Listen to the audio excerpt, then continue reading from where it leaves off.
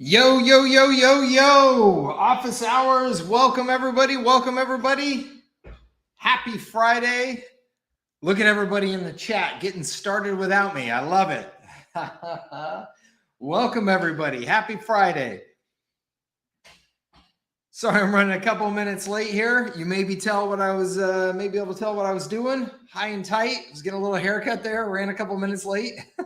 You can still see hair on my shirt. Welcome, everybody. Happy Friday. I hope you're doing well. I hope it was a great week for you. And John says, how come I always look so young in my photos? Careful, John. Welcome, everybody. Welcome, welcome, welcome. I hope you're doing well. Hope it was a good week. Maybe your week is just getting started. We got all kinds of good work to do over the weekend, too. I know I'm going to be working this weekend. I got some plans. Hey, thank you very much. I got some plans. I got a lot of fun stuff going on, but I got some work I'm going to get done as well, which always excites me. So, yeah, looking forward to a nice weekend. I hope you guys are too. Welcome, welcome, everybody. Look at this. What a good crowd. Teresa, Tamar, Mike. Awesome. Brad, John, Stephen, Emil, Patrick, looking good, everybody. Good morning, Jennifer, or good afternoon, wherever you are. Awesome. Stephen with the first question of the day. Let's jump right into it. If you got questions, you guys, please be sure and type them in.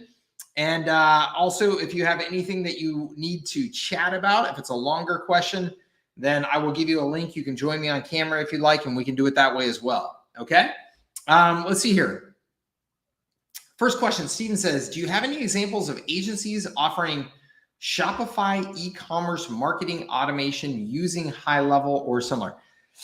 Stephen, I don't, honestly, to tell you the truth, not off the top of my head. I mean, I know, like my good friend Nahal does Facebook advertising specifically for e-commerce businesses, and I think they're mostly Shopify. I know of plenty of businesses that I've seen that I just don't know the names off the top of my head that do email automation, email follow-up campaigns, and email marketing campaigns for e-commerce, because that's a really, really big opportunity, really big revenue driver is the email follow-up on e-commerce stores. So I just don't know them by name. I'm sure if we posted in the Facebook group though, or in the circle group, either one, I'm sure that we can get some examples for you. Okay, so don't stop looking, and we will track those down for you. Okay. In fact, if you wouldn't mind, jump over to one of those groups right now, circle or the Facebook group, and put this question in there, and I'll make sure here over the weekend that we get some answers for you. Okay. Let's see here. I did email support team, but I don't think my subscription is restarted. Okay, Rajesh, I will look into that for sure. Tamar says, what's the best way to sell reputation management as a foot in the door service? And how would you sell it on LinkedIn? Best way to sell reputation management as a foot in the door service. Tamar, who are you selling to? I think that anytime we try and answer these questions, it's really important to get clear on who we're selling to first. So that would be my first question for you. If you have a specific answer to that, type that in for me. If you don't, that is really the most important first thing to determine. Okay, because our sales pitch, our marketing, all that good stuff is going to be based on our offer is going to be based on who it is that we're selling to, because the needs are going to be different. Okay, home-based service contractors and HVAC. Okay, that is an interesting one. So if I were to say the best way to sell reputation services as a foot in the door service to that kind of business would be if they have some sort of negative reviews out there that are public and causing them problems that you can point to, and you can say, hey, we can make this type of thing go away. right? Because then there's an obvious pain that you're eliminating, and it's a pain that they can see, right? And they can probably feel, right, and to some degree.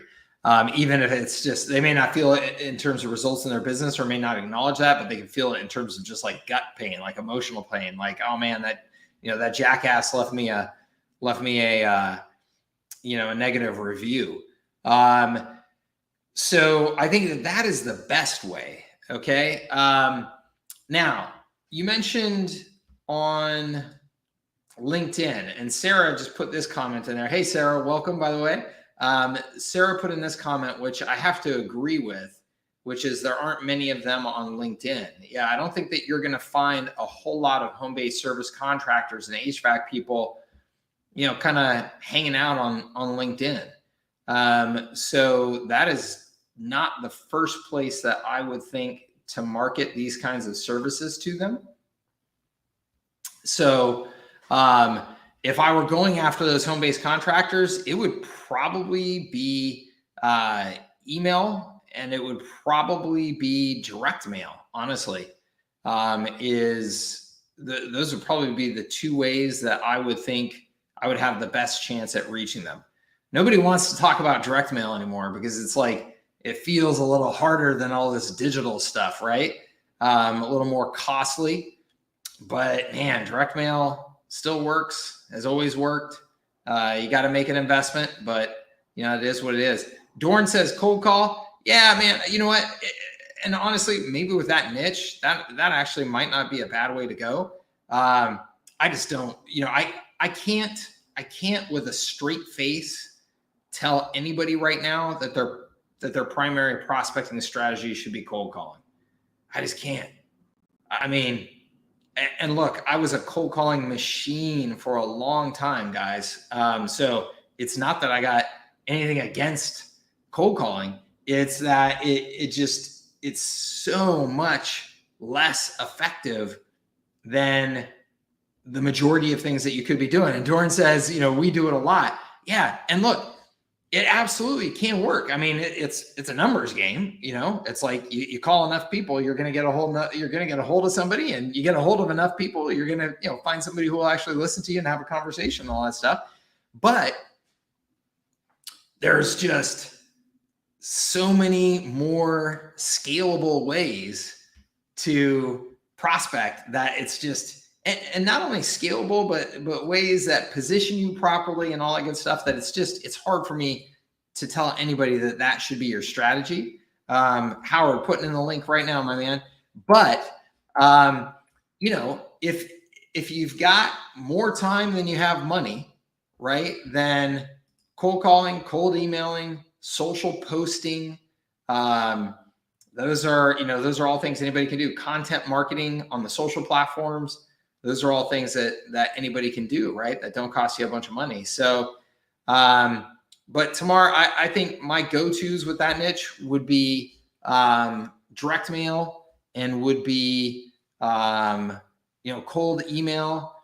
It would be going to any contractor like events, the trade shows and things like that, are places that I would go and look to try and maybe have a booth, a sponsorship, like any of that type of thing.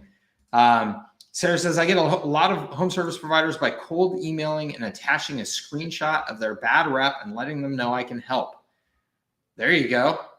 There you go. I love it. Thank you, Sarah. That's awesome. And then Tamar says, what niche would you target on LinkedIn if that was the channel of choice? Okay. So Tamar's saying, I like my LinkedIn.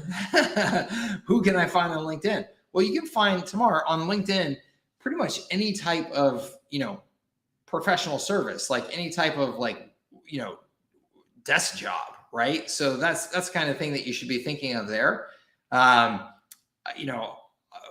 What niche that you would prospect on there though? I mean, gosh, there's pretty much an endless number of them, right? There's lawyers on there. Lawyers have reputation issues and stuff like that. So anything, SaaS, software as a service companies on there. There's just about any type of business that you can imagine on LinkedIn. So, there's no one that I would say, oh, that's the one to go target there. Okay. All right. I'm going to add several people to the screen here. Why not? Let's get so you guys mute yourselves for a second, if you wouldn't mind. I'm going to go and answer a couple more questions here first before we start chatting with you guys. But welcome to the program here today. Let's see here. I'm going to mute Howard. I'm muting you. There you go. So let's see here. Okay, I got a couple of questions that have popped up here first. What is up? Yeah, let's do it, Richard. Get it done, man. Tim Pepper, just let me know your question. Type it in or come on. Eric says, Mike, is there a plug and play SaaS campaign setup that's available for those of us who'd like to focus on offering Go High Level SaaS? Well, Eric, there is the SaaS snapshot that I have for you. That's got website. It's got R4, sales process built into it, things like that.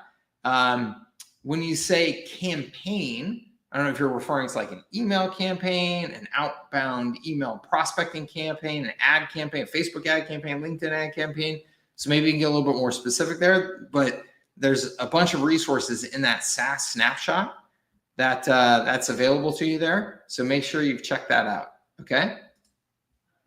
Jason says, feeling a little stuck, actually quite stuck. I have a ton of experience in the building industry. I was wondering how I could build a system for builders that they would see value in. Jason, that's a really good question. That industry in particular, you would have to tell me. Honestly, I feel like you'd have to tell me. So builders are an interesting bunch. And there you are, Jason. Do you want to come on and we can chat? Right.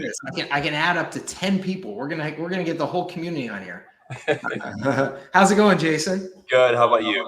I'm good, thanks. So you can clear up some things for me, but my understanding of that industry is that builders, especially over the last X number of years, have been in a position where they have a lot of, they have a lot of power, right? Business has been really, really good for them, and it hasn't been too hard to sell houses and stuff like that, right? So it's been kind of a feast, would you say? It has in many regards, for sure. Yeah. And it seems to me also that the industry is very it's either these huge builders that are super successful or at least look super successful. They're building monstrous, developments and stuff like that. And then on the far other end of the spectrum is more like the onesie twosies. I'm building a couple of houses right now and then moving on to my next couple of houses. Is that right as well? Yeah, I would agree with that. And it seems like some of them have quite a built out system as far as marketing goes, right? Mm-hmm. But then the majority of local smaller builders, I don't see that much of it.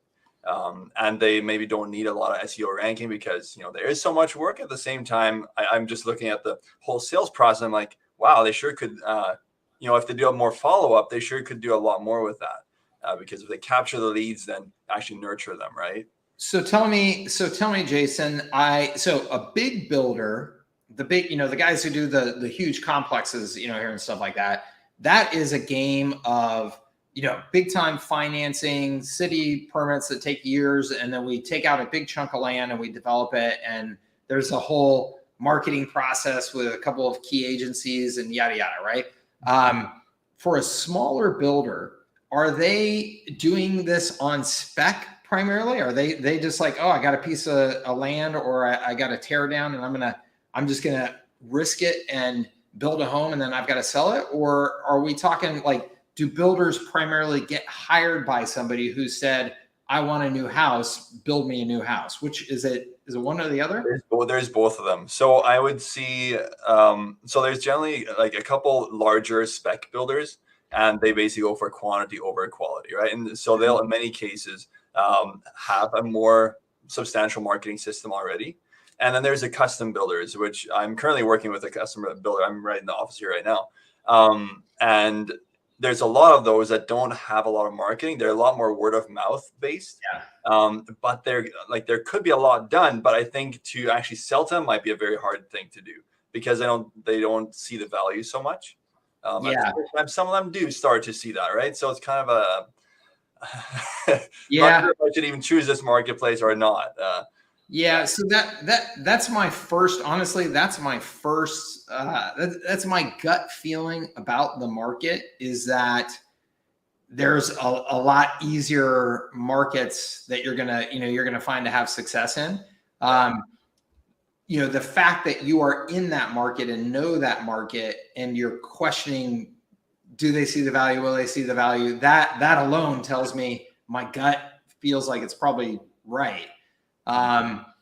Because if you were in the market, like, I have been in the market and started businesses in that market before. And like, I know I'm like, okay, wait a minute, with this value proposition I'm putting together, these suckers are going to have to sign up for this. Right.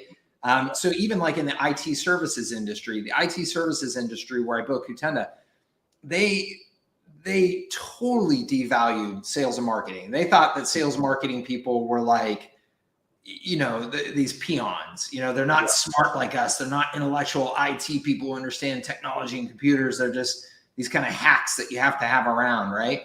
And so most of them would invest very, very little in sales and marketing, maybe nothing at all.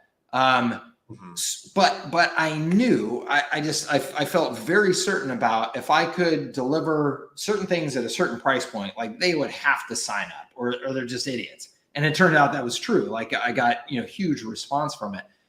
So to me, it tells me, like, if you don't have that feel of like, hey, I was in this industry and I know these guys really, would put some money behind this, I would caution you to maybe look elsewhere. Because that is my sense about the industry. It's like when times are good, like the money is coming and it's kind of like, I don't need you.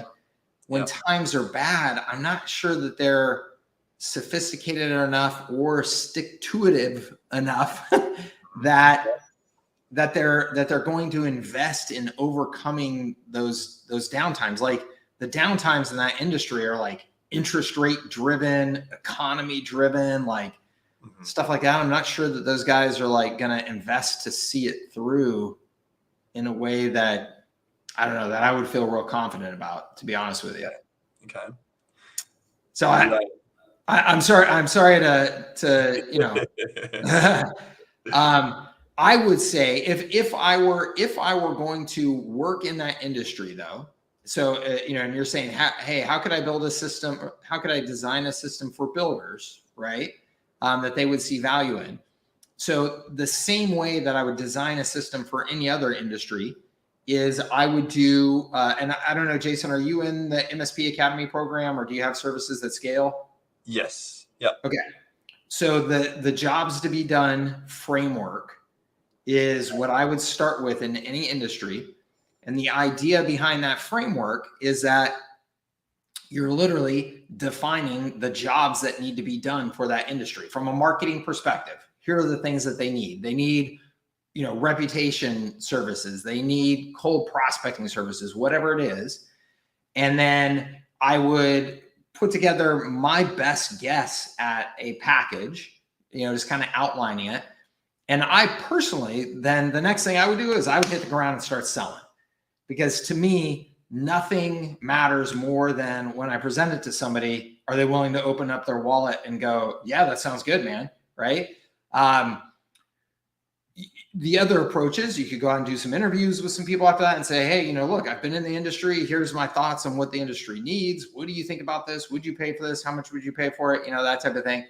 To me, then you always have to finish that with then, okay, great. Well, get out your wallet and pay then, and if they don't pay, then, you start to get a little bit of kind of the answers that you may be not looking for, but you may need to get. But I would start with that framework.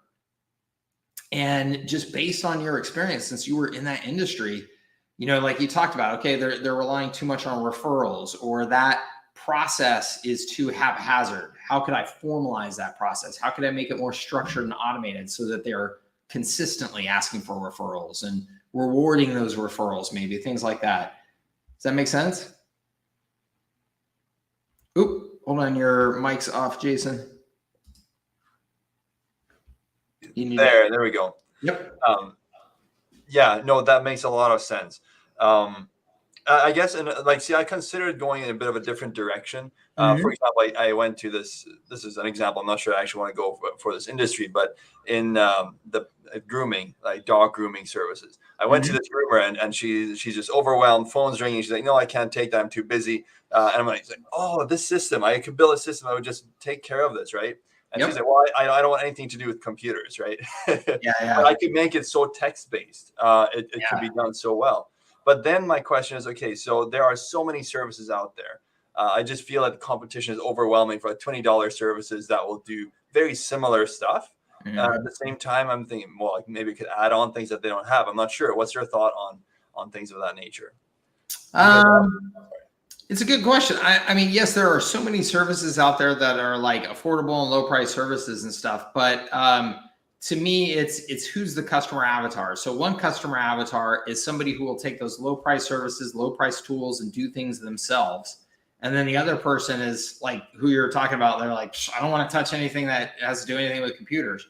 And so in that case, you can offer a higher price point, but do it for them. Or some sort of combination of the two type of thing. So that's what I would look at. So like with Kutenda, what we built was a largely done for you service. We put together blog posts. We put together newsletters. We emailed their list for them. We sent out cold prospecting campaigns for them. I mean, we literally did everything pretty much for them. But then there was these clear boundaries where we said, okay, but when somebody responds to that, that's you now. You're the one who now has to respond to their response. When somebody calls you, you're the one who has to pick up the phone. So like we had very clear boundaries that said, we're going to do all of this stuff so that you got an engine of activity. Because that's the thing with most businesses, they just don't have any activity going at all. So we'll be your engine of activity. We can do that behind the scenes and take care of that all for you. But then at some point or another, you got to pick up the phone and talk to the person. You got to respond to the email that came in, things like that. So there may be some kind of combination like that. There's always in every industry, there's a set of people who will invest in those inexpensive tools and services and kind of do things themselves and cobble stuff together themselves. And then there's the bigger part of the industry, honestly, that will say like, I just need somebody to do this stuff. Like, I don't know how to do all these things, or I can't be bothered. I'm washing dogs or building houses or doing whatever I'm doing. So, I think in any industry, there's a opportunity to, look at those different avatars and position your services in different ways. Right. Okay. Super. Well, I really appreciate that input. Yeah, absolutely. And keep me posted, Jason. I'm sorry. I wish there was something I could give you that was a little more concrete on the builder space, but I think the reality is, it is what it is. Like I always, and especially at this point in my life, Jason, you're younger than me. I can tell I'm old enough, but I wish I learned this 25 years ago, like really, really, really deeply in my bones, which is that Warren Buffett, he's got a couple different quotes about the same concept, which is essentially, if you're having to row your boat real hard and you're not getting anywhere, the best thing is to get into a different boat, right? It's probably not how fast you're rowing. It's probably not how hard you're rowing. It's probably not that you need a little bit better rowing technique. It's that you're in the wrong damn boat, right? And that's so true about business and business models. Like some stuff is just harder than others. And unless you're like so passionate, like I'm going to save the builder industry. I would recommend like find something that's a little bit easier, a little bit more enjoyable, that you can get some wind at your back a little more easily and, create some value for yourself. Thank you. Thank you so much, Mike. You bet. All right. Let's see here. Teresa, I think you were first on. How you doing? Hey there. Yeah. How's it going? Doing great. Doing great. Good. Yeah, I have a interesting opportunity. and would just like your thoughts on it, if you would. Have the opportunity to buy a local event website / newsletter. Yeah. Events only. I like it. And it's been around for 7 or 8 years now. It has a good following. It's well known. It's got 65,000 views per month, something like that. There's definitely room to grow it, and already have some ideas for that. But as far as purchasing it, I don't know how to evaluate it other than show me what contracts you have in hand, what's already been paid. Are they paid up, money already gone, or are they set up on a monthly recurring? So what's in the pipeline as far as contracts? The list itself to subscribers is about 6,700 people. But right now I've had one conversation with the lady who built it, established it. I've just had 1 2-hour conversation with her, so I couldn't get all my questions answered, and I don't know how many advertisers she has. I know there are 3 pretty big banner clients that she has on there, and she said there's a waiting list for the banner ads, but then all I see really on the site is about 9 other, like what I would call basic, here's my square advert. So she's going to give me that. She's going to put together a list of what's in the pipeline and what contracts she has. She's also going to put together her vision and what she thinks the potential value of it is. And I went back to her and said, well, you can't put a price on that. It hasn't happened. I would rather look at what contracts do you have in hand, and we can put a multiplier on that, or just somewhere to go. But what else? She doesn't monetize the list. She just has a list of advertisers, so she doesn't monetize the list directly. So what else is there? Yeah. So when it comes to valuing a business, one, the beauty is always in the eye of the beholder. 2, there's only hold on, while I'm chatting, Teresa, I'm gonna mute you and then I'll come back here. So there's only there's a handful of ways to triangulate around this. Okay, so one, a lot of this is just kind of experience and a little bit of just like really thinking through with common sense, kind of what are the alternatives here. Okay, so as an example, in this situation, you've got this list that's 6,700 people, you said. Okay, so and you said she's not really monetizing. Maybe she has a couple advertisers, that type of thing, right? So it sounds like she's making pretty small, money from it.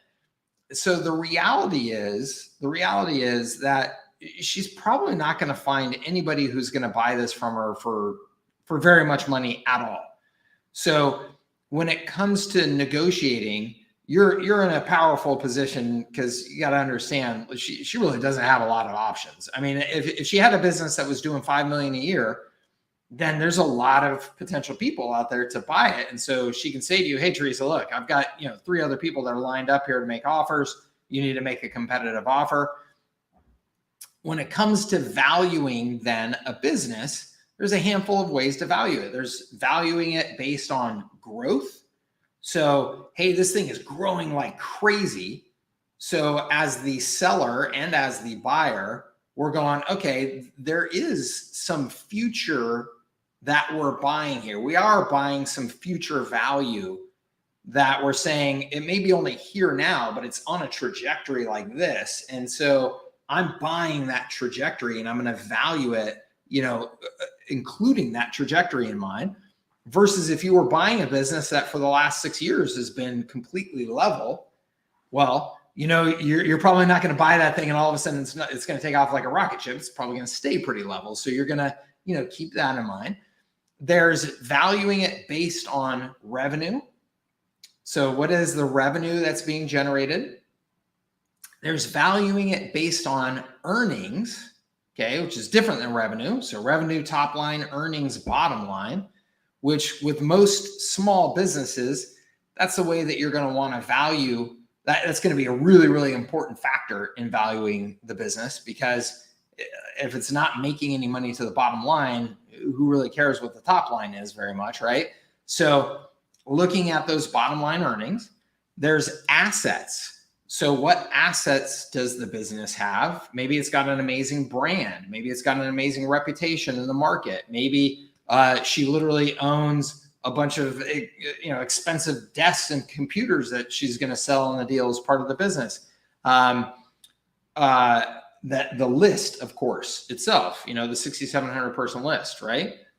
And then finally, and I think that this is a really, really important one for you to consider, Teresa, is what is the replacement cost of this? So if you said, hey, you know what, I'm just going to build this thing myself, and you're talking a 6,700 person list, I would tell you for sure, Teresa, that I could build a 6,700 person list in the events space for $6,500 or less. So, when you're thinking about, okay, well, I could just go fire up my own brand, fire up my own list, do a giveaway, whatever in that market, you could probably build a list for under $1 a lead. And in local, I know I can build a list for under $1 a lead all day long. So, there's not a ton of negotiating room, I don't think, for her, unless, like I said, like you just love her brand. It's really well known, even though she's not making money from it. But you assign some value to that. If she's got some good advertiser relationships that you feel like, okay, she's got some contracts kind of locked in here that I can look at the value of those contracts and assign something to them. So those are all the ways that I would be evaluating it. And then you can give me some feedback here as to maybe some of the specifics about this deal, and maybe I can help a little bit. Yeah, she says, of course, I don't know for sure. She says there's quite a bit of money attached to it. Of course, I don't know that exactly. She is sending me a spreadsheet, so I'll know pretty soon exactly what she's talking about. It is a well-known brand. I will say that. Everybody knows it. So that is worth something there, I would say. But she has had a traumatic brain injury and just can't handle doing it anymore. She's been their primary salesperson, and she's good at sales. I would say I'm not so good at sales, but I can build a lot of back-end automation with HighLevel that will streamline a lot of this stuff that she has had issues with. She's not a technical person, and I'm more of a technical person than salesperson. Yeah. But yeah, you can always hire salespeople to go sell the ads. There's some advertisers. There's not a huge amount. There's room for more. There is a custom built WordPress website, and she sends out a weekly newsletter and just grabs information from the website to dump into the newsletters. And it's like what you do with their San Diego, a lot of event attendance, that sort of thing. So I'm glad you said that about replacement cost, because I didn't think of the list that way, but you're right. You could rebuild the same size list for $1 or under per name. So yeah, that's really, I'm glad you said that. So that the reputation, the brand, the contracts in hand would probably make up the purchase price I would come up with. Yeah, exactly. I'd say, the replacement cost, like I said, so the value of that, if you're just looking at it that way, would be obviously very small. The brand, it sounds like, okay, there's some value in this brand. It's known. You have to determine what that is, because it's a very small brand in a local market. Yeah. So, it's going to be hard to put, it's going to be hard to find any benchmark metrics that will say, here's how you should value that. If it was a big global brand, then there's all kinds of benchmarks, but a small little local thing like that, it's pretty tough. It's very subjective. So you're going to have to just make a call about that. And then the most important thing is, we got to see these financials. When she's saying there's quite a bit of money to it, well, what is this business earning? I mean, if it's earning, if it's earning her 6 figures a year in take home pay, and that's 6 figures is now just going to come to you, well, then that's real money. And so those are the things that it sounds like are really going to go into the decision as to what the price tag is on this. Once you get a little bit more info, if you want to send it my way, certainly let me know.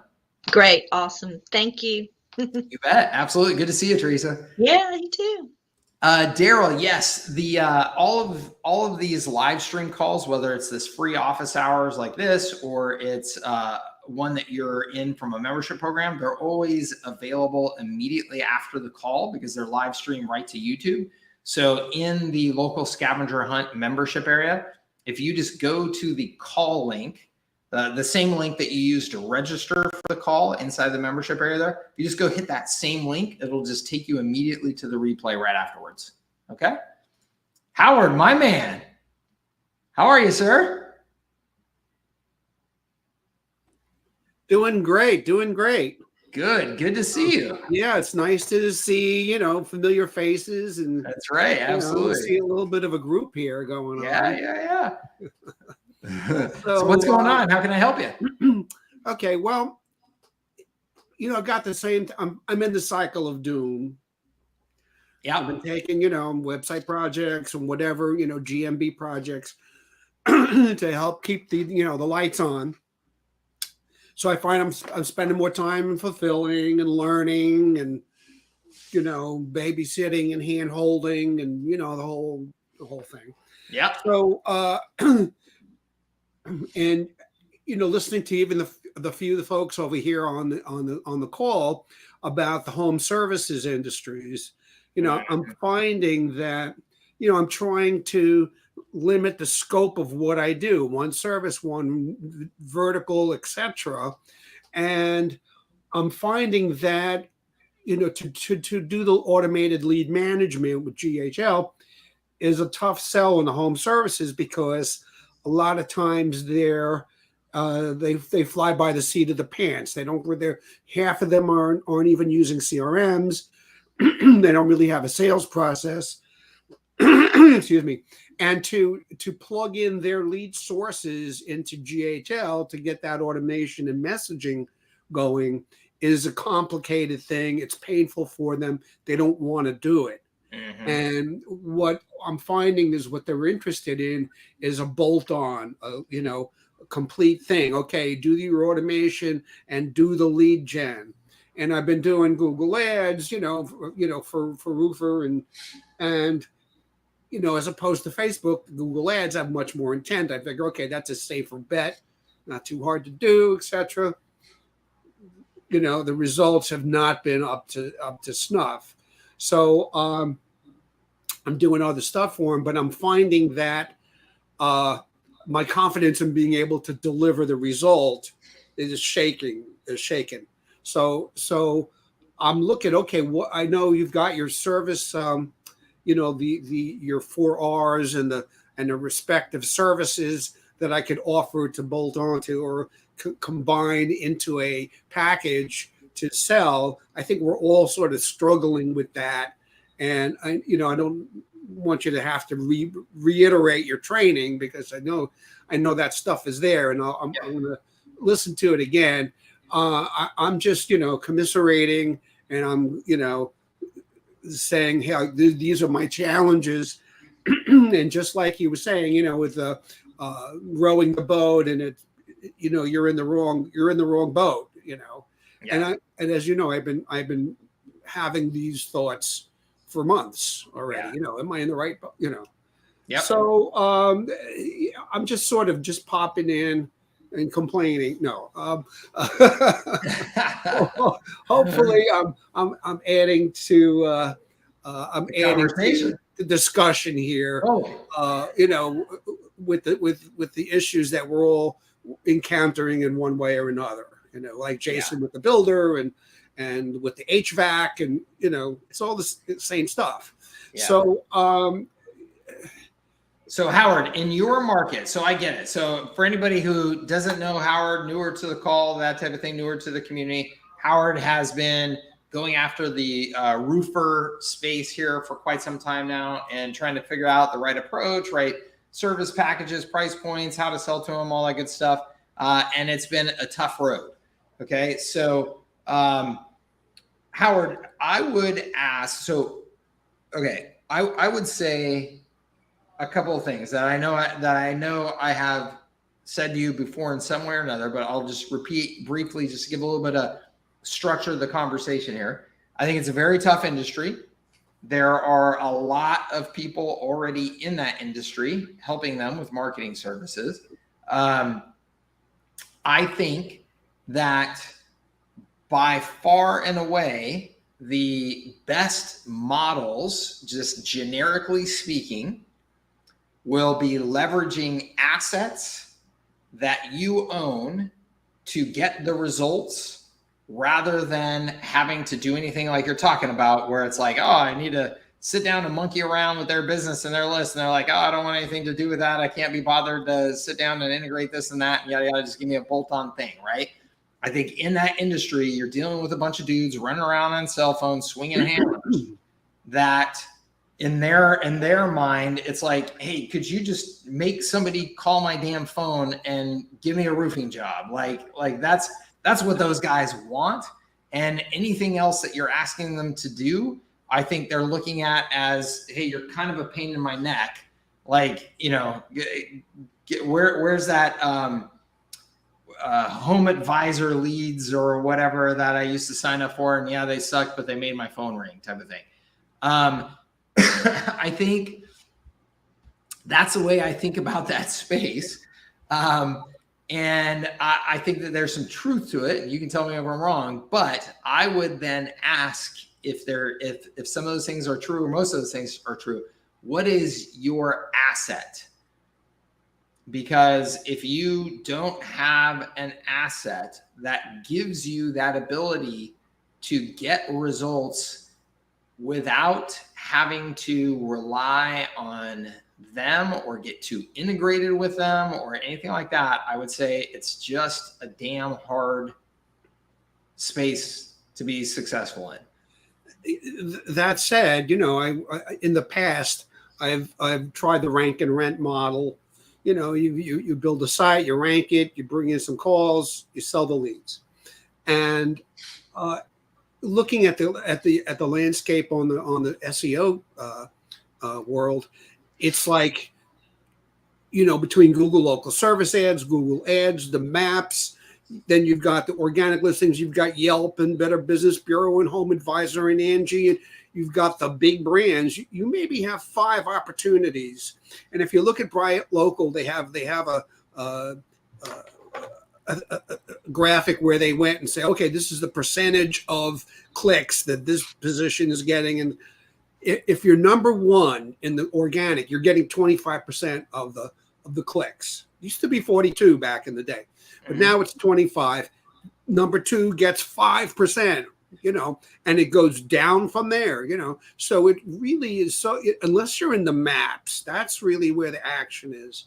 And from all the learning and the doing on the maps end, I'm finding how difficult now it has become. You can't just fake a company and a maps listing and that. So it's very hard to rank and it's very hard to get into a maps listing. So it's sort of like, what are you left with? Paid ads. And that's the whole other conundrum is, now you got to be on a retainer, you got to do the ads. If you don't get the results, you got 30, maybe 60 days, you're out, and so that's where I'm at. And that's, where I'm at with the GHL, it's sort of like, okay, great. You can get the text messaging and do the message, that's good, but it's, I don't know. It needs something else to add to that to make it sexier. When you say that you are in that cycle of doom, you're getting some work, you're getting some customers who are paying you for something. Who are they and what are they paying you for? Well, I got a roofer that I'm doing a new business, start to finish, GMB, Facebook page. I've been running Google ads for him for the last 3 months. And the ads have not really been doing that well. But, I'm building out his assets, for his business. Making a few thousand on that. I got an HVAC guy. I'm doing the GMB. And he's hanging his hat on me. It's like, I got the GeoGrid and I'm showing him but the phone's not ringing, and it's like, so I'm doing that, so I got a couple. So it's a hodgepodge of stuff, which I get. Hodgepodge of stuff. If you were starting in the roofing business tomorrow, Howard the roofer, okay, I'm curious, what would you do to feel like, hey, I'm going to win in this market? Like I'm going to start my own roofing company tomorrow. What would you do to feel like I'm going to kick some ass? Well, it's interesting because, this guy had a successful water restoration company, and he just, they got their license for roofing. So I'm basically doing a startup and I'm seeing, okay, well, we're running Google ads. There's a brand issue. There's a trust and recognition. No one's ever heard of these guys. Mm-hmm. I look at the clicks that are coming in. It's about 40 or 50% are brand keywords, that clicks that people are. Okay, so I did a brand campaign and I had to train the staff how to answer the phone when someone calls in. Oh, is this Jackie Wilson roofing? You say, oh, hi, yeah, this is roofing. Answer the call, roofing, and then just engage them and talk to them before you make that transition to no, this isn't. However, we can help you. We've already talked about it, and that kind of thing. And the girl, the office girls, they don't. I'm the bad guy. All right, hold on. Back to my question. If you were starting in this space, okay. So I was doing the ads, but they need more of a brand. So we're doing the Facebook. We're gonna, page. I'd say we should be running some brand campaigns. Low cost. Getting people's faces on Facebook. Who are in the market. Okay. In addition to the, we've now established the GMB, so now we can run ads and run the ads in the maps, because the competition is 153 other roofers in Jacksonville, Florida, so it's going to be very, they got no reviews at this point. It's going to be very hard for them to organically rank and get in the maps, so they can buy their way in. Let me okay. So there, you just said everything that I need to hear. It's a competitive as all hell marketplace. In order to be successful in that marketplace, you got to be a hustler, you got to be a grinder, and you got to be smart enough to actually invest in the proper systems, foundation, brand, website, all that type of stuff. Or you're just going to be a little hack. You're going to be number 149 out of 151. You may generate enough money to pay the bills, that type of thing, because there's a lot of roofs out there that need to be done. So you'll cobble together some jobs, but you're never going to be what any of us, I think, would define as a successful business. Okay. So given that to get those qualities I just described, somebody who's a hustler, by a hustler, I mean, I'm going to wake up every day and I'm going to attack this market. I'm going to be smart. I'm going to be aggressive. I'm going to be willing to invest, to run ads, to get my name out there, to do whatever I got to do, ask for referrals. That's a hustler. You got to be a grinder. You're talking about as a client. As I'm talking about, if I were starting a roofing company, I'm talking about if I were starting Mike's roofing company tomorrow. Yeah. Okay.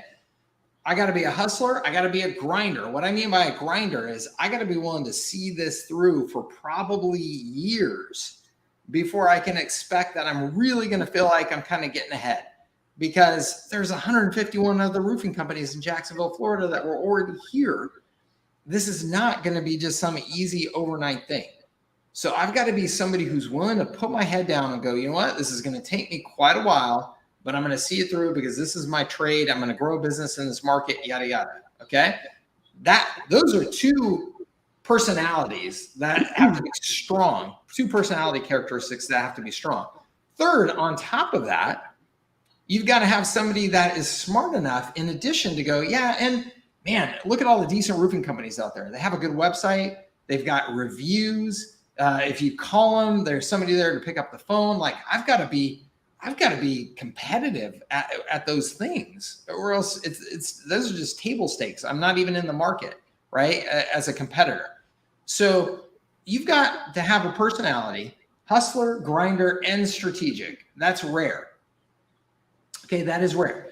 I point all of that out because what you are going to be selling to, for the most part, is people that do not have all three of those qualities. And if they do not have all three of those qualities, what you are trying to do, Howard, I can already hear, I had to train their staff on how to pick up the phone and all this type of stuff. You are trying to make up for their lack of those qualities, and it is not your job to fix these people. You will never be successful doing that. If you are going to attempt to do all that, what I would tell you is just start your own dang roofing company. Start your own roofing company, not a fake roofing company. Not I'm putting up my fake website and pretending to be a roofing company. I'm saying start your own damn roofing company, because you know how to put up a good website. You know how to put the systems in place. You know how to train somebody to answer the phones. You'll be willing to invest in the ads.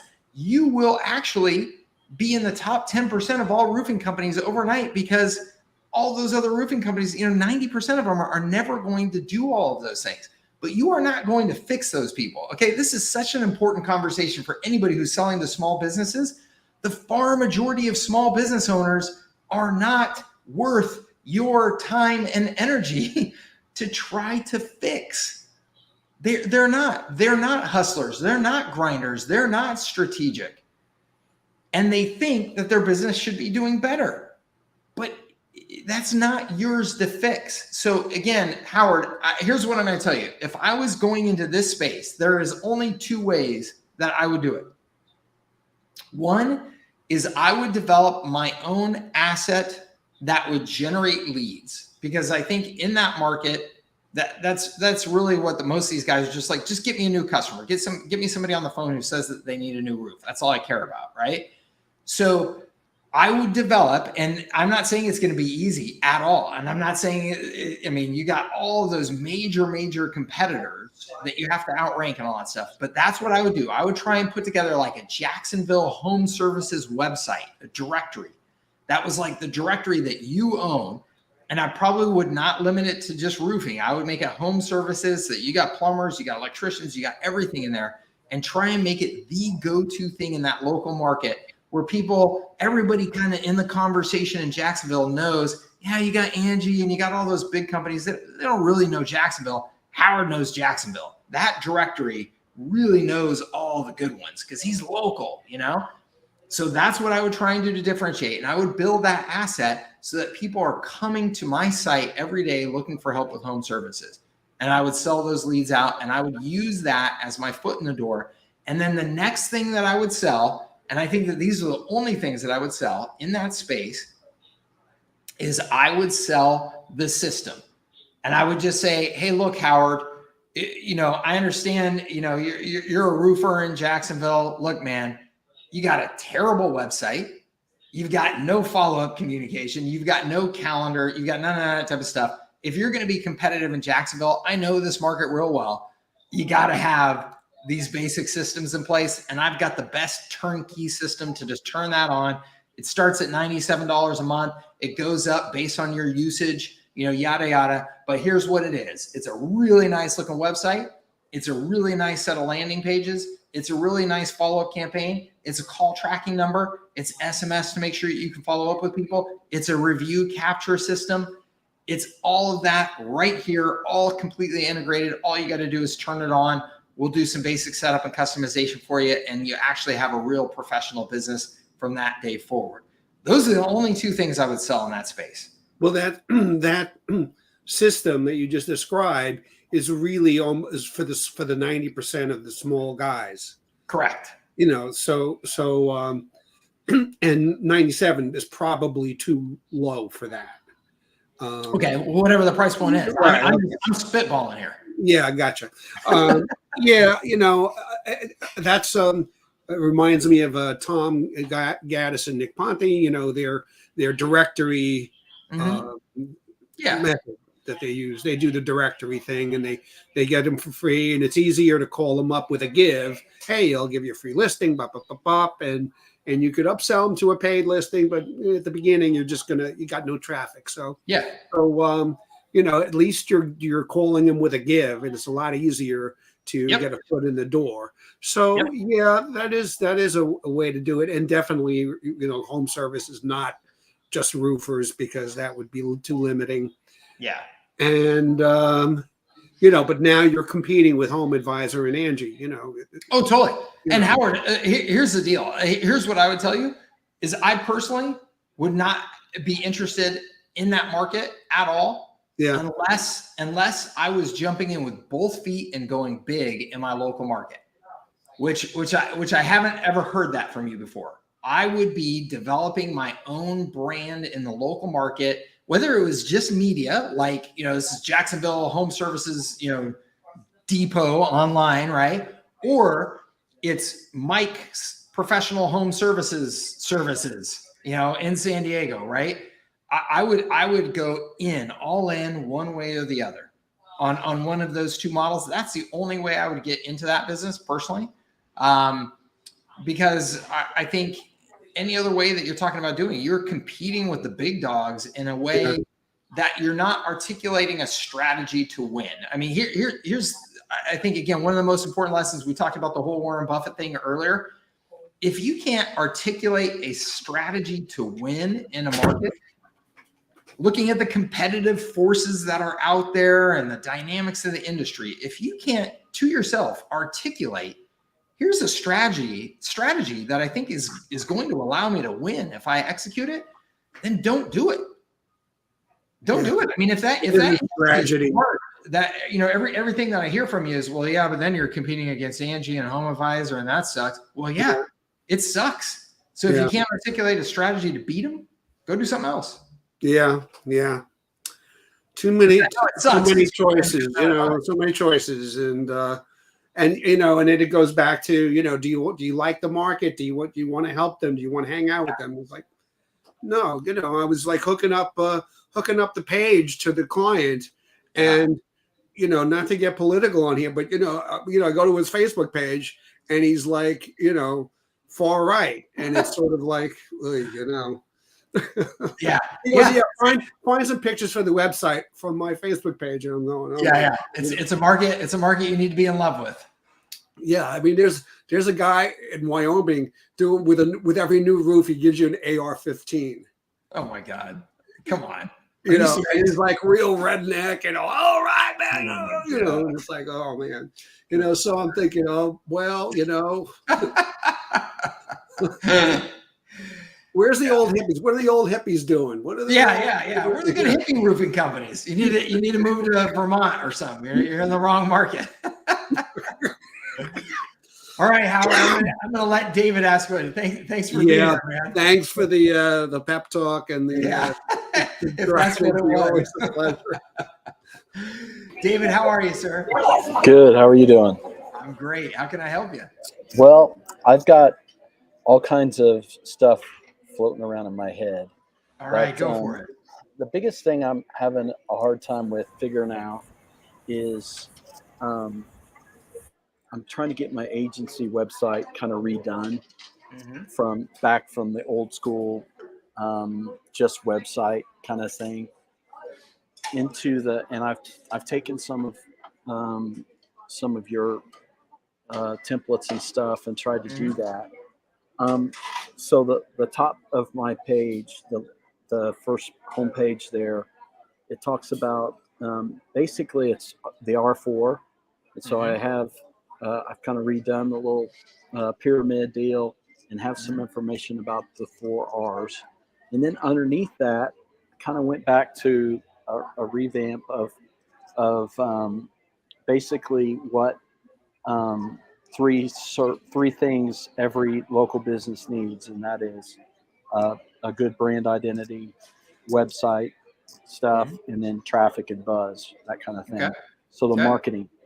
Now, I need you to help me put the services in those, so tell me what services go with either the R4 or those 3 buckets of web.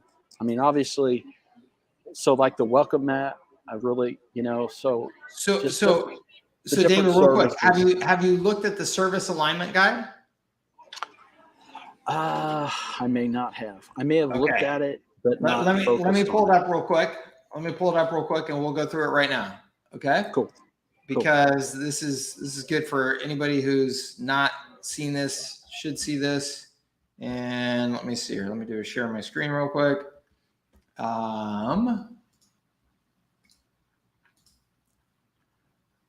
All right, let me see how I make that. Okay, cool.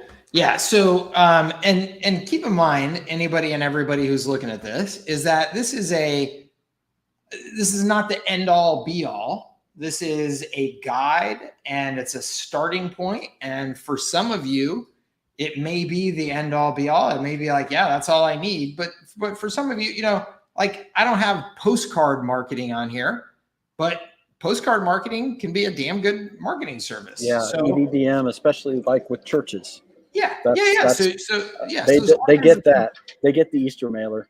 They understand that. Yeah. So there's all kinds of things that could be on here that are not on here. But what this is primarily looking at what are the things that you could do with HighLevel pretty darn easily. Some of these are not, like influencer campaigns and stuff like that. I threw some other things in here just to fill it out a little bit more, but almost everything in here can be done with HighLevel. So when you're talking about the 4 R's, reputation, resell, reach, and retarget, so these are the services that I immediately list out and go, okay, these are all very easily reputation related. Okay. And so, most people think of reputation just as like review management, but really reputation goes far, far beyond that, right? What does your website look like? Does it load quickly? Does Google put it in the search engines or not? Like those things have dramatic impact on reputation. When I try and get a hold of certain business and I'm looking at 2 or 3 competitors and one of them, I can't get to answer their phone and they have no online calendar and it's driving me crazy that I can't get a response, and their competitor answers the phone and or actually has an online calendar that I can book through so I don't even have to talk to anybody. They get my business. Their reputation to me is incredibly enhanced by them having those things in place. I just tried to hire private self-defense courses for my girls that I was prepared to pay an arm and a leg for. The courses that I was looking for were like $1,800 per person. So, I was probably going to spend several thousands of dollars for this. And I contacted 10 self-defense, martial arts studios and trainers and stuff in the area. I heard back from 1 and they didn't even respond to my question, but at least I got a response. That was it. 1. So, all they need is some basic stuff and their reputation will beat the heck out of, anybody else that they're competing against. So this service alignment guide, David, is what I would start with to then say, okay, what are the things that I want to put in my solution? Now, you don't want to have all of these things listed out. That's a big mistake that a lot of people make, is they just throw the laundry list of stuff up there. You want to tailor this to who's your audience? Who are you selling to? Not every business needs, every single thing on here. So you want to tailor your pitch, your communication, and what you're displaying as a part of your system to whoever it is that you're actually selling to. Does that make sense? Yep, that's great. Yep, cool. Super. So use this service alignment guide here. Hold on, let me get a link, and I will put it in the chat here right now. So anybody who wants it, you can grab that link. You will have view access. So that means you need to make a copy of it if you want to do anything with it. For those of you who are not familiar with Google Docs, I get that all the time. So do not request editing rights. I will not give you editing rights because then you'd be editing the document that everybody would be looking at. But you have viewer rights, so you just make a copy of it and then you can use it. Perfect. Okay? Thank you. Awesome, David. When you get some stuff pulled together, feel free to send it to me, post it in the groups, whatever, so I can take a look. Okay. Sounds good. Thanks. Awesome. Let's see here, Tim. I'm going to come to you here real quick. Before I do that, I'm just going to answer a couple quick questions that I see here. Mike says, "Is the prime the pump method still effective?" Absolutely, Mike. Absolutely, still effective. In fact, maybe even more effective now than it ever was. Okay.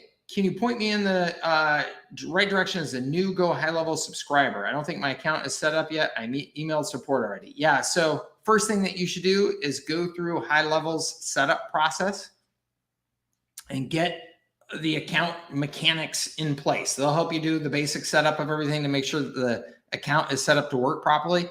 Next thing that I would tell you to do is go through my agency sales funnel bootcamp. Because that will take you through step-by-step setting up High Level for yourself, for your own sales process. And in the process of doing that, you're going to learn a ton about how to use High Level. And by learning how to use it for yourself, that's the foundation that you need to then learn what you can start doing with it for others. Okay. So that's the recommended path that I would tell you to take. Okay. Looks like Tim disappeared. So Kyle, let's go with Kyle. How you doing, man? Oh, hold on. There's Tim. Hold on, Kyle. Let me go with Tim real quick. Tim, you disappeared. You almost lost it, man. You almost lost it. You would have waited for me. I know I would have. You're right. How's it going, sir? All right, pretty good. Okay, Good. Simple. No, it's a simple question but complex answer. Okay. And Mike, I've been working on this. I'll show you. If I want to show you another screen, do I click on share? Yeah. Okay, because I have to go to another browser Yeah. here. I don't know if this will work. At any rate, if I have to, I will. But I'm basically in major Facebook jail. I cannot. You're restricted from advertising. You can't run ads or manage ad accounts. And Mike, it's bad. I can't get out. I mean, I've tried everything. I can't even. I've sent them my passport. They're not even verifying me. Okay. And Wow. and yeah, and I don't even know what it's for. I haven't run ads in a couple of years, so I have no idea. And I know what I need to do. I need to get a hold of a human. Okay. And I don't know if that's possible or impossible, but I am literally wondering if I should just, since the ad manager accounts, of course, are set up under my personal email, which I had for 15 years. Should I just set up another personal email and just bag all these other ones and start over again? I mean, I got to get moving forward, and I can't. I mean, honestly, I feel like that's probably not going to work. And you probably need to get in touch with a real human being at Facebook, which is a total nightmare. It's much easier now than it used to be. It used to be impossible. I mean, I lost the ability to advertise for, I don't know, 18 months before I got a human being to respond to me. Actually, and all I got was an email chat saying your account's been turned back on. Okay. Right. But they have staffed up on support and they're trying to make it easier. So I would do everything you can to exhaust that first, because with Facebook, man, I feel like anything you do to try and work around their system, they're going to catch you. And then when they catch you, then you're really in trouble. Then it's like, oh, now we're shutting you down for eternity because you tried to, deceive us. Right. And one of them is for an account I never paid for the ads. I don't even know how I got on it as like a manager, but I never even did anything. I was doing some sub work for another guy, and he put me on there in case I ever had to get into the account. And it was like a natural birthing account, completely legit. But they use medically correct names for the female anatomy, I think, in some of their ads that they ran. Right? Nothing wrong. I mean, I don't know if that's against TOC, but yeah, it will be. Yeah, probably, you're definitely not. They're not going to get away with that. Right. So I somehow got attached to that, but there's other ones too, and I just can't figure it out, Mike. I can't get through. They won't verify me. They won't contact me. I'm literally at a dead end. So I don't know.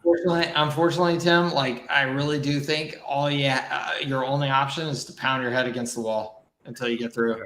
I really do think it sucks, but I don't know any other way. So you mean so just keep doing what I'm doing really till somebody picks up and does something. Just doing everything you can to try and work your way through any support channels, trying to reach a human being and just say, hey, look, I'm really stuck. I'm just trying to get a hold of somebody that can actually help me with this. Can you please? And just keep doing that. And that, I've done that in the past multiple times, and it can take, like I said, it can take months, but that's ultimately what's worked. Yeah. I can't hear Some you. of these go back, years too. It's been a long time. And Yeah. I'm just in the black hole. Yeah. I know I'm not alone. But any tips that had worked, so Mike, why should I not just set up a new account? Because I think that they'll identify it. They'll smoke identify it. They IP will. addresses, credit card numbers, all that type of stuff. Like it's just Facebook has more data than probably anybody on the planet, other than probably anybody on the planet. I mean, I was gonna say maybe other than the government, but they probably actually have more data than the government. Like so I could go on, like I could set up an account like TJ Pepper, and they're gonna smoke that thing out right away, right? Probably, eventually. Yeah. It's exactly. strange. A week ago, it looked like I was cleared, and I ran an ad, and it ran for about 2 hours, and it was for one of my companies, legit, completely legit. It was just like a campaign building, Mm-hmm. and then it got shut down. Oh yeah, the red flag came up, man. Yeah. So yeah, I really don't. I mean, I think you have to you have to do it that way. Unless you're like going to literally take on a new identity and move to Mexico and all that type of stuff. Like, I think you're stuck. What about like if I set it up under my wife's account? Same thing. If you set it up under your wife's account, you will. There's a decent chance that you will that will be okay. There's a decent chance. There's also a decent chance you're going to get everything shut down, including your actual personal Facebook access, her personal Facebook access, like all that stuff. Like here, my lesson, my takeaway from any of this stuff in the past has been anything that you try and do to work around them is a mistake. Okay. Like it just causes problems. You just have to work with them, as painful as it is. That's my experience. And I have known, oh my gosh. I mean, Tim, right? We've been in the whole IM space for a while. I know dudes who used to have, 50 different mobile phones that would log in automatically using scripts and, blah, blah, blah, right? I mean, all this nonsense, like every crazy way, every single one of those, they got banned, they got shut down, so I just think you just got to work with them. Okay, that's kind of what I thought. Just thought I'd throw it out there. Yeah. I'm getting some responses here too from people. So I mean, awesome. Yeah, no, definitely. And I was going to say, there's some people out there who have Facebook rep access. Yes. And I would do anything you could do to try and get somebody that you could get in touch with, by going through Facebook reps. Like, there's human beings that work there. You just got to figure out a way to get to them. Oh, I mean, a rep would spend minutes and say, Tim, I understand. There's nothing wrong. It's just you got in the black hole. You're cleared. Good to go. Yeah. I'm sure of it. So, Yep. Okay, Mike. All right. Good luck, sir. Where's the best place to find somebody who might have those contacts? Like on I honestly, I don't know. I would just be, I would post in the community, and then I would just be all over the Facebook support website. I got it. Okay, cool. Cool. All right, man. That's it. All right. Thank you. Good luck. All right. Richard says, you're very familiar with my business. Yes, sir, I am. Not sure if you can answer this, Mike, but I have about 25 people on my SaaS so far. Nice work. Who is the first person you'd hire, and how do you make that decision? I would hire a jack of all trades kind of operations right-hand person to help you. And so what I mean by jack of all trades, like I would hire somebody that's just good at like being a customer facing person at your organization, but that also understands the technology enough to sit down and help you with setting up accounts, changing campaigns, all that type of stuff. There's just going to be kind of a general right hand to you, okay, to take some of that stuff off of your plate. That role will then get more defined as you start adding more people. It'll be like, okay, now I need an actual account manager. And maybe that person, you may put them in a more defined role like that. And you'll get like a separation between an account manager and more like an operations person. So that first person that we just talked about could probably split in either direction. You want somebody that can kind of play both of those roles for a while. That's who I would hire. All right. Kyle, my man. How are you, buddy? Good. How are you? Look at all these people. What a party. I know, right? We're getting all social on here. It's awesome. All right. I have quick questions. Yeah. So I don't know what's happened in my brain, but I feel like I've finally gotten over myself and my I'm just like burning the boats or the bridges or whatever. I'm just going for restaurants. I don't even care. I'm just I like it. I'm just do it. I think a niche is a niche is a niche. They're my people, whatever. Okay. So I have a question. I'm creating like a new newsletter, like squeeze page, and I'd love your feedback on it if that's cool. Yeah. So I'll just share that real quick. My whole thing is I'm gonna make content about restaurant marketing. And I'm just gonna make it as entertaining as I possibly can. So can you see this? Yep. Okay, so I guess I'll just let you read it, hey? Nice. Nice. Cool. Yeah, I dig it. Okay. I like the edge. I like the personality, like the look, everything. Okay, cool. Yeah, figure kind of like a Western, I don't know. Yeah, I dig it. And then I'd love to show you this thing I'm coming up with that I call business model transparency. Because like pretty much the way I get most of my clients is it's hand to hand, like offering free shit basically. Mm-hmm. And so I show you this for a couple of reasons. One is, the complimentary services are things like photo shoots, like a little website, blah, blah, blah, all the stuff we do, except for guest magnet method is kind of my thing. And then where I've distilled where there's like the real opportunity specifically for restaurants. And I think one is like, I've kind of made my enemy organic social media because I see all these guys, like it truly is a dull drone. They just put out posts of their pretty pictures or whatever, and it does nothing.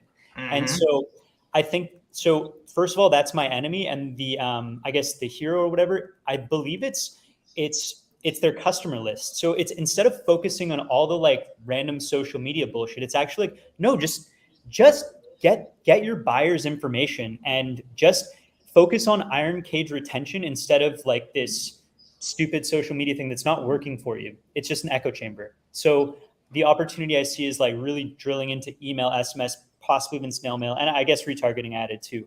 What do you think of that? I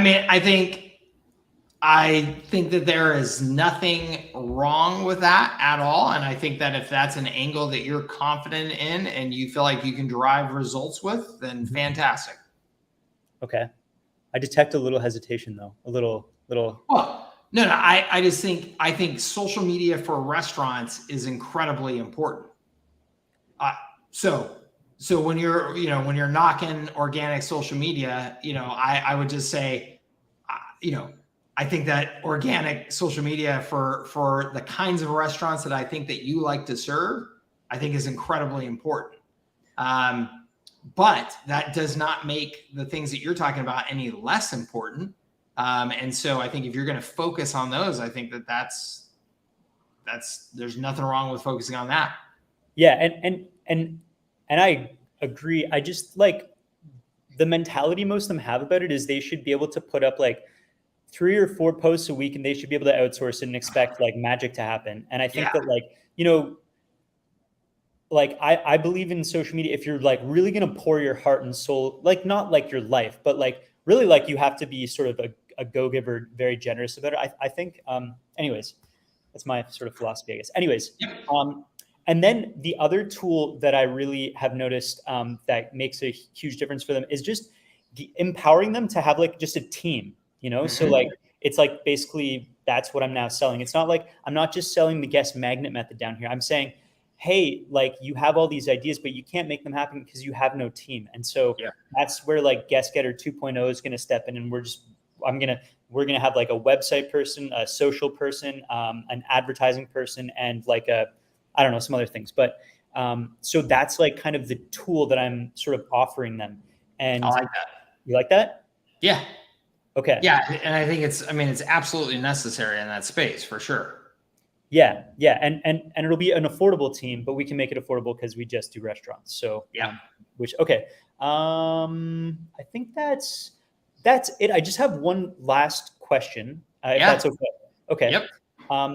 That is that so we have the Bastion going pretty well in Victoria. I have a little, so I mean, there are two kind of like life updates that are challenging things a little bit. One is I have to go back to Ontario for a bit. My mom has like a health issue, and so I'm going to be there for like a little while, like at least a few months, and that in conjunction with the fact that I'm now just like I'm just restaurants. Like yes, we're going to work on local stuff and whatnot, but I really want to create a community, like a community like where people get together in real life, and I just thought I'd see if you had any wisdom, any insights about maybe creating that community, both in a way that just like it feels good, it's fun, but it could also potentially generate leads and maybe get restaurants in the room and that sort of thing. Given the fact that I'm basically in a city where no one's gonna know me very well. Because you're talking about doing this in Ontario? Yeah, like, I mean, yes. Yeah, I'm talking about, doing a little community-driven something in Ontario for the next little bit. Yeah. I can tell you what I'm about to start doing, and then, you can, if that's helpful, I am going to start throwing events most oftentimes at bars and restaurants and, hotels and things like that here in San Diego.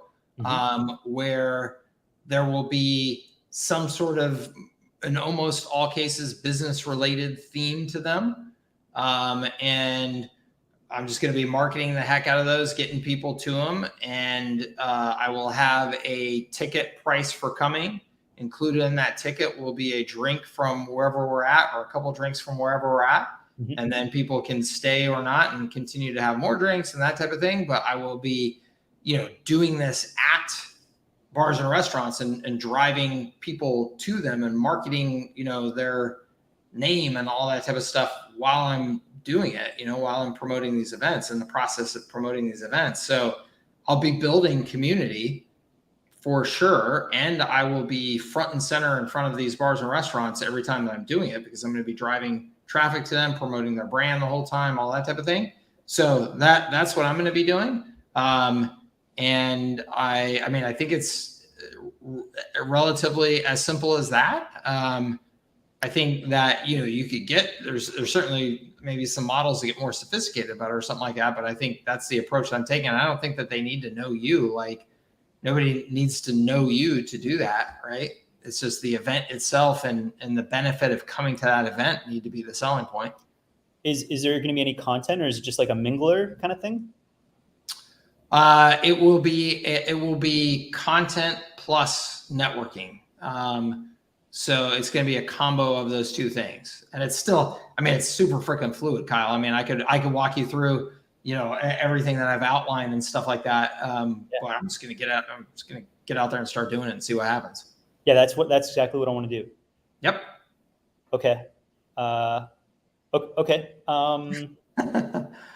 Okay. So I'll just wait. I'll find out from you about. I'll just do it too. I'm going to do the same thing. Yeah. And I'm happy to. We'll put our heads together and I'll share you with you what I'm doing, what's working, all that good stuff. Okay. Awesome. Thanks. Awesome, man. Thanks for. I love it. You got conviction now. I love it. I don't give a care anymore. I'm just. That's awesome. Just like I'm done with overthinking. So okay. I love it. Thanks, man. All right. Let's see here. Rob, I think you were next. I don't know at this point. Let's give it a shot. Hey, Mike, can you hear me okay? I can. Yeah. How you doing, sir? Good. How you doing? Good. Good. How can I help? Okay, so I have a fitness client. He runs a 2-location, female-based small group training fitness center. Uh-huh. And they do like 7 o'clock, 8 o'clock, 9 o'clock, 10 o'clock, and they'll have six ladies, and they'll do it morning and evening. I've run his website for about 10 years, and I've been doing some Facebook ads for him. I talked to him about HighLevel, and he will be my first sub account, like a true sub account. Yeah.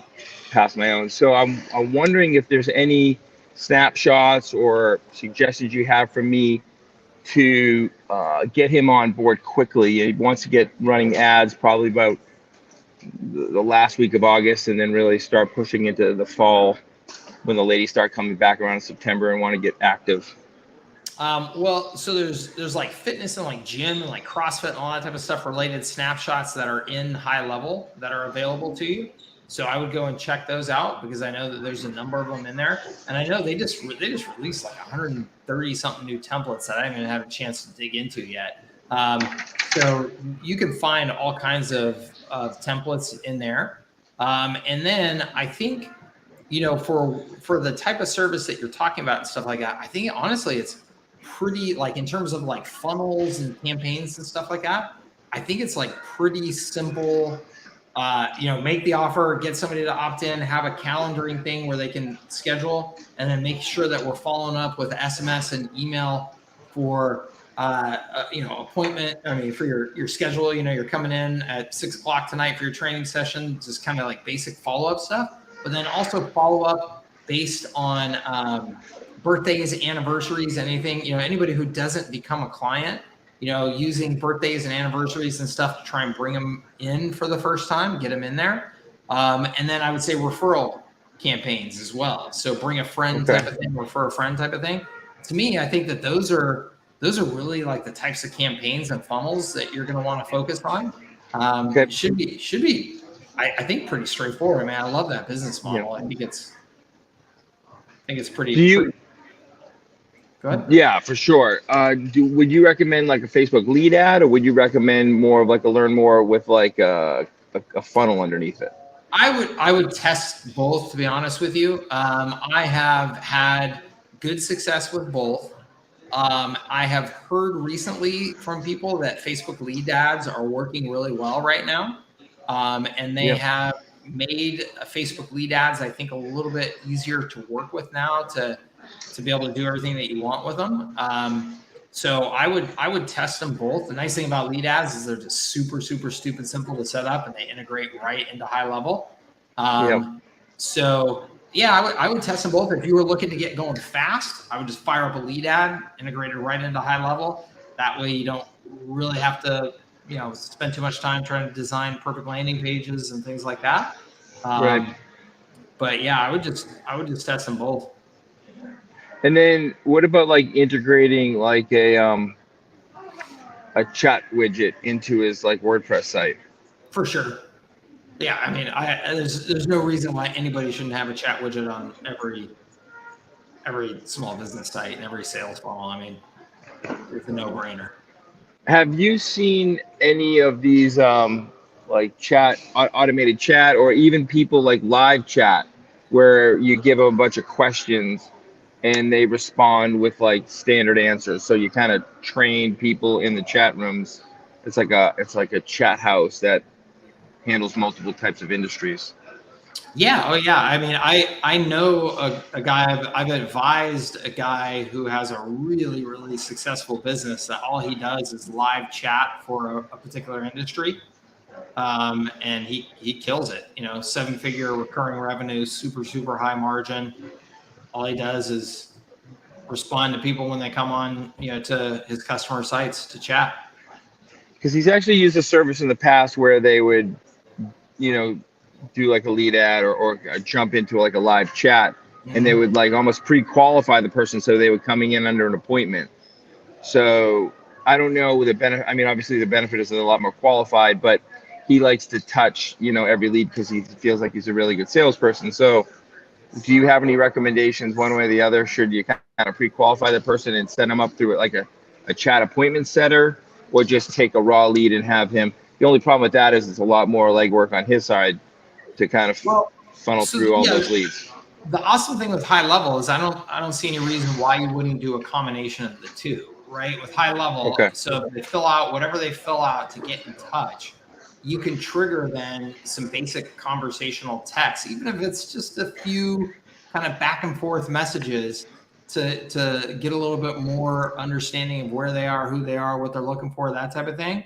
Right. You can do that, and then also have the lead assigned to a real person so that they can see what those responses were when they start engaging with them live. I don't see any reason why you wouldn't. So, like as an example, let's say somebody comes in on that lead page.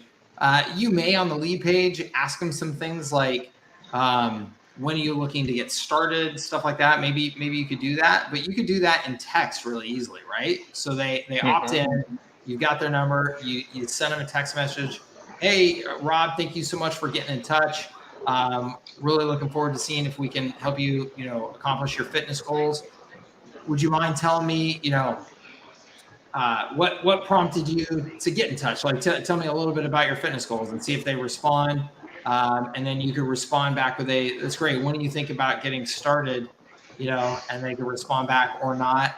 But you can do just some really quick, simple back and forth that then when the human being gets engaged, they have a little bit more to go with.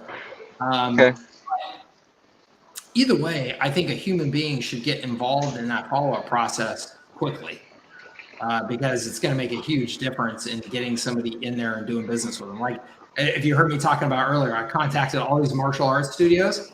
I mean, literally, I was prepared to spend $5,000 and nobody followed up with me. I mean, literally, if one human being followed up with me and said, hey, Mike, I think I can help you with this. You got a second I can hop on the phone with you and just ask you a couple quick questions to make sure it's a fit? Yeah, sure. I mean, they would have my business. It's terrible how bad most businesses are with doing any sort of follow-up. Right. Yeah. Well, sounds good. I appreciate that feedback. Yeah, of course, man. Keep me posted. All right, we'll do. Thanks, Mike. All right. John Beerpreneur, my man, how are you? I'm doing good. Thank you for asking. I know you're doing great. I got a question for you. I just kind of clicked with me that, okay, in my reputation level, obviously they need a strong converting website. And it sounds like you're including the website in the basic package at $297. Is that correct? I would, yeah. And then do you sign them up for a contract then to keep them on to get it worth, I've never worried about it. No. Yeah, I was kind of thinking about that because, I mean, people aren't going to ditch, or, they're not going to dump their website unless they go out of business. And it's probably the strongest retainer, just having them phenomenal hook. It's a phenomenal hook. It keeps them hooked. It's long-term. It's the best thing in the world. And to me, anything that you can do to get their website under your control is a great business move. So just give them a free website. Okay, so the other day I watched a video of yours. Excuse me, that's my wife. She's still the one. You had on the restaurant engine, or you talked about the restaurant engine. Are they customers of yours, or no? You just like their stuff. Yep. Okay, well, it looks like they have a good opportunity for white labeling with them. So I'm because I watched their video and I like what I saw, so I might be going down that road. Last question. Hold on, let me ask, why would you do that versus just setting up your own templates inside of HighLevel and doing it that way? Just because I don't have the manpower right now, I might just do it just a little bit of off, just to kind of prime the pump for me. Okay. I just lost my tech guy. Yeah, okay. I would just caution that I think that you could be leaving a tremendous amount of the value of this whole thing on the table by doing that. Okay. And the reason why I say that is because creating websites inside of HighLevel is not hard at all. And there's a lot of people that could help you with that. So I think that you could hop into the HighLevel community or on Fiverr or anything like that and find somebody that can solve this problem, that could be your go-to person to help you for next to nothing. Okay. And then that website is now yours, under your control, as a part of this integrated system. And that's where the real value of all of this is that now that website is built into HighLevel. It's built into the other features of HighLevel that are integrated in there. It makes it really sticky versus, and now you have 100% of the margin versus, you know, working with restaurant agents, a totally separate thing. They're going to be charging you, like all that type of stuff. So, well, good news. Kyle just messaged me, and he's going to help me out with that actually. Awesome. So thanks for the community. Thank you for the community helping out. One last question. I'd like to see what with Go San Diego. You're selling these things? Do you have a website that you send your clients to see your packages? Or yeah, with Their San Diego, if you go to Their San Diego, yep. Hold on one second. If you go to theirsandiego.com/advertise, and I was just going to pull it up here real quick so that people can be. And I don't put everything that I sell on here. And this is, I think this is an important, again, we talked about before about like people wanting to list every single feature and all that type of stuff. My computer is choking, sorry. But here's the advertise page. And then on the advertise page, if you scroll down here, then you can see, you know, our advertising option packages. I lead with advertising in everything that I'm doing because it's a much easier sell. And so, you know, you can click on these individually and see the actual, you know, packages that I'm selling for each of those. Right. So is that tying into your 4-level marketing pyramid, or you're doing something different there? You're talking about the R4? The R4, yeah. Yeah. So when I pitch Their San Diego, I'm really focused almost entirely on just reputation and reach, right? With those services. So it's from a business model perspective, I've gone all in on the whole media thing. With this particular business.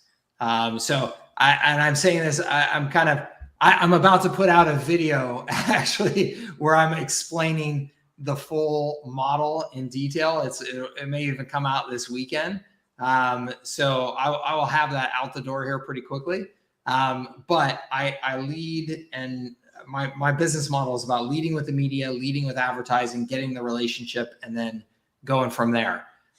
So you can then transition somebody to an agency services from there, where then you're talking about all 4 of those R's. That's a very, very small percentage of the businesses that I'm working with that I do that. I'm really focused on the reach and the reputation, which is really all about content marketing. Yeah, and so that works for you because you're focusing, your niche is your geographic area. Right. Whereas what I'm trying to do is I'm trying to target breweries or beer and wine stores and that sort of thing, which are international. So So that model probably won't work for me. Yeah, in your case, well, I think that the model that you want to go for is the system, is primarily the system model. Yeah. So and in that case, you know, you could absolutely have all 4 R's. You don't have to, but you absolutely could. So okay, thanks for your input, sir. Awesome. Yeah, thank you. Jennifer, how you doing? I am doing fabulous. How are you? I am fabulous as well. Good to see you here. How can I help? Okay, so I'm all set up. I'm ready to go. I have customers in my system, but now I want to turn on the gasoline, right? So I've never ran ads before. I'm new to this. I did have a what are they called? The Facebook support people. I have a dude. And so he set up a lead, what you guys were just talking about, the lead generation ad or lead ad, right? But I overthink everything. And so I'm overthinking the creative part of it. Do you have suggestions for what I should do for my marketing system? Because I'm doing systems and services. So you're talking about for marketing your own system, like what you should Mm-hmm. do for the creative of that? Yes. Yeah. So I am of the opinion that there is really the best approach is a two-step approach. The first approach is some sort of content, so educational content that then leads people to the awareness of the need for a system and that a system exists for them. And then the second step then is retargeting them with ads that are more specifically call to action driven about the system itself. So we think about the stages of awareness in advertising, right? If I'm advertising to you, the best cup of coffee in town, you already know what a cup of coffee is. You already know what kind of coffee you like. You already know if that's a good price for that coffee, all that type of thing. So you're so far in that stage of awareness that, you get it and you can just respond to that. Versus depending on and what market are you going after specifically? I'm going after business coaches. So yeah. Okay. Yeah, the audience I'm pointing to is Amy Porterfield's audience. Yeah. And Maria went, yeah. That's cool. So actually with business coaches, they're sophisticated enough with this stuff that you could go more directly at them with your creative, even on a first approach. So in that case, in terms of the creative, I don't know so much about like the imagery or whatever that I'd use. I'd experiment with a ton of different images, but in terms of messaging, what I would do is I would create 10 different messages. Do you have my attention engine someplace? You do. Yes. Yeah. Yes. Okay. Yes. So in my attention engine, that first step is come up with a bunch of messaging benefit statements, right? So I would come up with 10 of those, a dozen of those, whatever it is, and just split test those like crazy using whatever creative you want to use. I mean, the creative could be as simple as a person that you think represents a business coach, standing there smiley, looking all happy because their business is growing type of thing. But have the messages speak to the problem, business coach, automate your, business coach, get more time back in your life by automating, whatever. That would be my approach, is just to split test those messages like crazy. Then step number 2, split test images and videos and, creatives like crazy. That would be my approach. In terms of like, getting the actual creative ideas for like images and stuff. Honestly, I'd probably just poke around a bunch out there and see if I could find anybody in the marketplace that I thought was taking kind of a smart approach, whether it's in your industry or another industry, and just see if there was something that you could kind of mimic to get started. All right. Yep. I have all my attention engine. I'm a note taker. I have all my notes, so I know my steps. I just got caught up on, oh my goodness, what image? What should it be? A video? What should it be? So just start with images. Yeah. Okay. Start with images to start, just because it's just much simpler, right? You can go and find 10 stock images and start testing them, like just to get it going. I love at some point or another with your personality and stuff. I love at some point or another, you're recording a quick video just right there into your iPhone. Hey, business coaches, I know what's going on with you. You're finally having some success. Your business is getting a bit out of control. You don't have any time left in your day. And I'm going to fix that for you with the coaching super duper system or whatever, that we're going to start following up on those things on autopilot. Get all the details down below, opt in. I'm going to show you all about it, whatever. Like, I think that a video like that could do really well. But I think I'm not going to tell you I have about 4 of them. All right. I'm going to just put it out there, Mike, and stop overthinking it. That's awesome. All right. I look forward to hearing from you, hearing the results. Take care. All right. Let's see here. I'm going to answer a couple more questions and I got to run, gang. We've been here almost 2 hours. Let's see here. How can I set up a call to white label set up SaaS with you guys?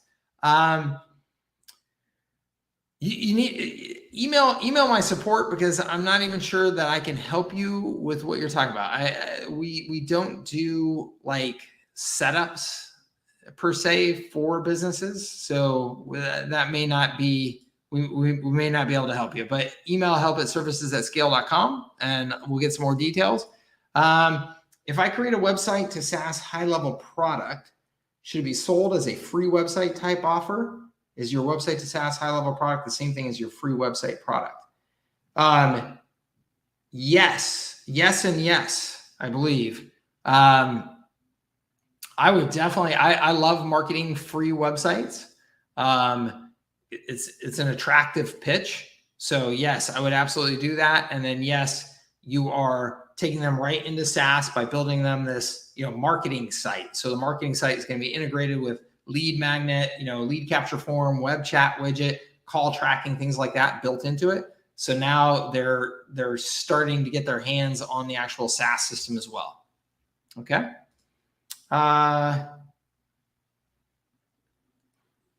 Does that lead ad go into a pre-recorded demo or automate an appointment to do a live demo? So I would do both is my approach. I like actually having it's what I call a first position relationship builder video right after they opt in. And on that opt-in is your opportunity to kind of make your first pitch. And, you could even take them through a demo right there inside of that video. You don't have to, but you could. And in that video, you're, like I said, you're getting the opportunity to make your first pitch, but you're not assuming that they're watching it. You're not assuming that they're going to buy from it. So you're still trying to get the appointment as well. Or you're automatically booking them for the appointment from that opt-in, and you're still assuming that that is going to happen as well. That's to me, that's the best approach to make sure that you get the numbers that you're looking for. How soon do we need to convert to a white label app and go high level, in your opinion? To me, it's honestly, it's barely even a concern. I think it's more of a vanity thing than anything, honestly. So I don't think you need to worry about it. I'm going to double dip into a different local community. Yeah, absolutely. Why not? Kyle, let's talk about this. Let's see here. Jeff says, new to HighLevel, setting up websites on HighLevel, used to WordPress on cPanel. What happens to old email accounts I have in cPanel where's the equivalent capability in HighLevel?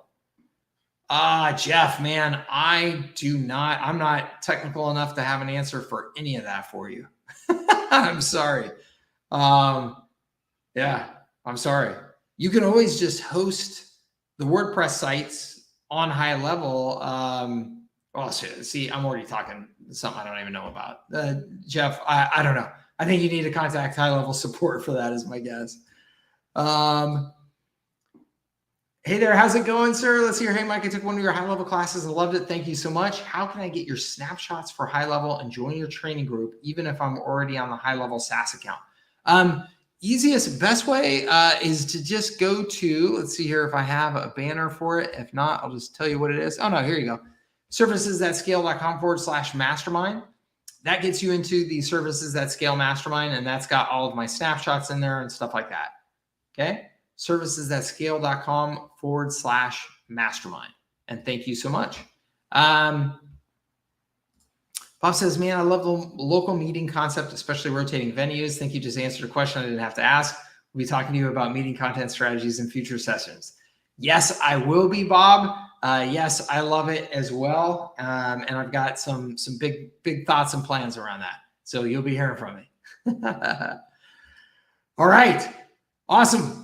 That brings me to the end of the questions that I see, and I can't afford to look for any more, even if they're out there, because I'm running out of time, gang. Thank you so much for being here. Thank you for being a part of the community and all of your great questions. I hope that we made some progress, maybe solved some problems, gave you some new insights to chew on, stuff like that. Office hours are every other week as of right now. I might actually make them more frequently here, but appreciate you guys being here, and we will see you on the next call. Okay. Have a great rest of your day. Great weekend. Be on offense. If you have any questions between now and the next office hours call, please post them in the community, and I'll see if I can help you there, or somebody from the community will help you, because there's a lot of real smart people in there answering questions. Okay. Take care, everybody. We'll talk to you real soon. Bye-bye.